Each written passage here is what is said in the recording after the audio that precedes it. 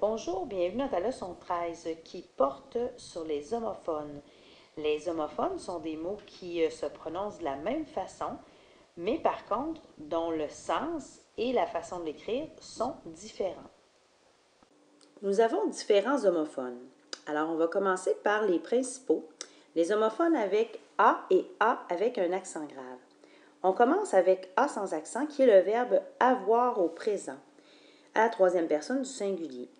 Lorsqu'on prend l'exemple, il a plusieurs amis. Si notre homophone qui est A, on peut le remplacer par avait plusieurs amis. Alors, il avait plusieurs amis. Si la phrase se dit correctement, c'est donc le verbe avoir. Dans l'autre cas, tu vas à Montréal, A accent grave, qui est une préposition aussi, qui va exprimer un endroit, un moment ou un but. Dans l'exemple, tu vas à Montréal, alors ici, le A avec un accent grave, on ne peut pas dire avait. Alors, lorsqu'on ne peut pas le remplacer par avait, tu vas avec Montréal, ça ne se dit pas. Alors, on met un accent. Alors, c'est un accent grave qui nous indique que c'est une préposition. On va continuer avec les homophones C. On va commencer avec le premier, C apostrophe EST. C apostrophe, c'est le pronom se, dont on a enlevé la voyelle E. On a fait une élision qu'on appelle parce que c'est suivi du verbe être. On avait deux voyelles qui se suivaient, alors on a placé un C apostrophe. Et c'est à la troisième personne du singulier au présent. Alors prenons l'exemple, c'est une belle journée. Alors le c'est ici, si on peut le remplacer par c'était.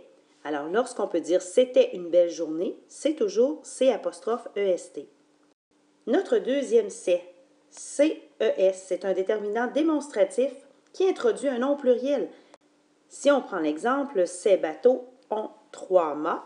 Alors, le truc que je vais te donner, c'est d'ajouter le petit mot là. Si on peut ajouter ça et que ça se dit bien, on l'écrit CES. Ces bateaux-là ont 3 mâts. Alors, comme la phrase a du sens, la façon d'écrire cet homophone-là va être CES. Le dernier, SES, qui est un déterminant possessif, qui introduit un nom pluriel, indique à qui appartient quelque chose. Il a pris ses souliers. Alors ici, on a notre homophone SES.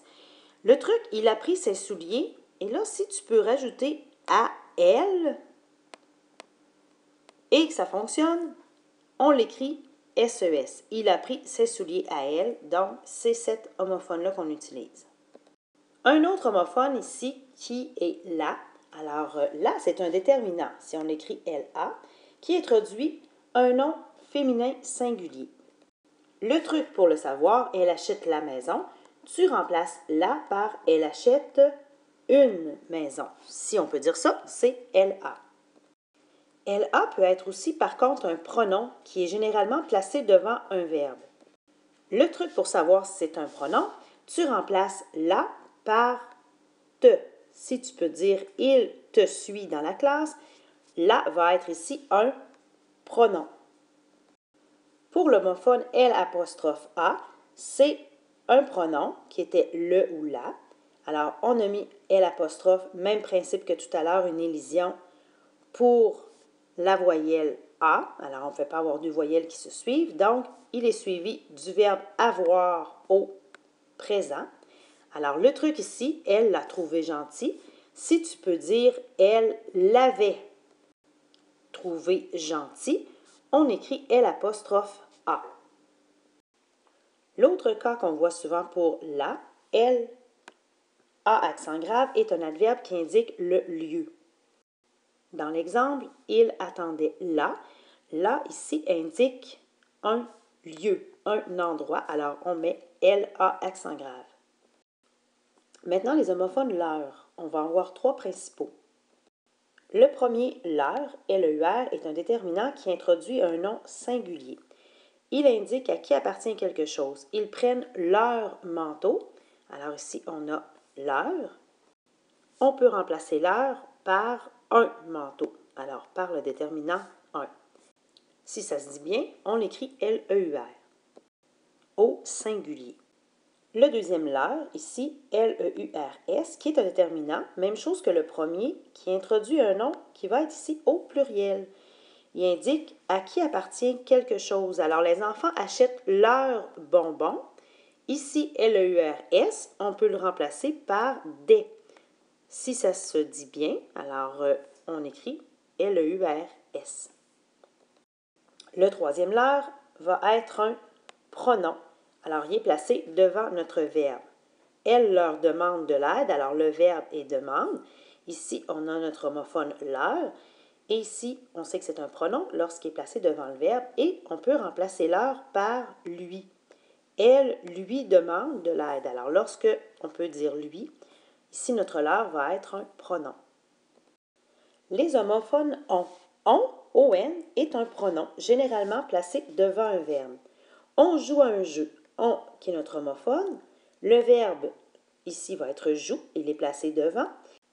Et le truc pour savoir si c'est on ou ont, si on peut remplacer on par tout le monde, alors tout le monde joue à un jeu, alors on va placer ici on comme homophone.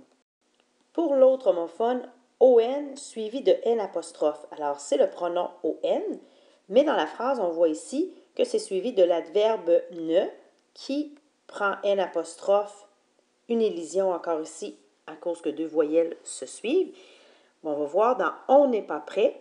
Alors ici, on avec le n apostrophe. Le n apostrophe nous indique qu'on va utiliser l'homophone on. Dans l'autre homophone ont, ici, c'est notre verbe avoir au présent, la troisième personne du pluriel. Elles ont hâte à demain. Si tu peux dire ici, elles avaient hâte à demain, alors on utilise ont comme homophone. Je t'indique aussi que la troisième personne du pluriel, le pronom devant, nous indique que ça va être aussi ont. On voit maintenant ici l'homophone sont. Sont, le premier, SON, est un déterminant qui introduit un nom singulier. Il indique à qui appartient quelque chose. C'est son jeu vidéo. Le truc ici, c'est lorsque tu peux remplacer son par un. C'est un jeu vidéo. Alors, lorsque tu peux dire un, tu écris SON. L'autre homophone SONT, qui est le verbe être au présent de l'indicatif. Alors ici, pour savoir si on écrit SONT, on remplace sont par était, très rapide. Alors, ils étaient très rapides. Lorsqu'on peut dire ça, on écrit SONT. On continue avec les homophones peu. Alors, le premier, peu de, qui est un déterminant qui introduit un nom au pluriel. Il y a peu de taxis libres. Alors, peu de va être ici notre homophone, qui est suivi d'un nom au pluriel, qui est le nom taxi. Alors, pour savoir comment écrire peu de, alors on va remplacer peu de par des. Alors, si on peut dire ça, on écrit PEU. Alors, il y a des taxis libres. Alors, ici, l'homophone va s'écrire de cette façon-là. Un autre cas pour l'homophone peu, PEU. Alors, ici, c'est lorsque il est un adverbe de quantité. Lorsqu'on veut dire peu de choses, il est souvent placé après le verbe. Alors, notre verbe ici, elle mange peu. Notre verbe va être mange. Alors, l'homophone peu est placé après. Et le truc pour savoir si PEU s'écrit de cette façon-là, tu peux le remplacer par beaucoup. Alors, si tu peux dire elle mange beaucoup, tu écris PEU.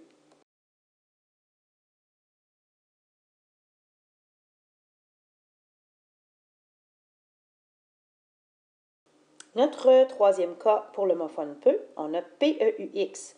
PEUX, qui est le verbe pouvoir au présent à la première et deuxième personne du singulier. Dans la phrase je peux faire mon travail, notre homophone PEUX est ici et on voit qu'il est précédé de la première personne du singulier je.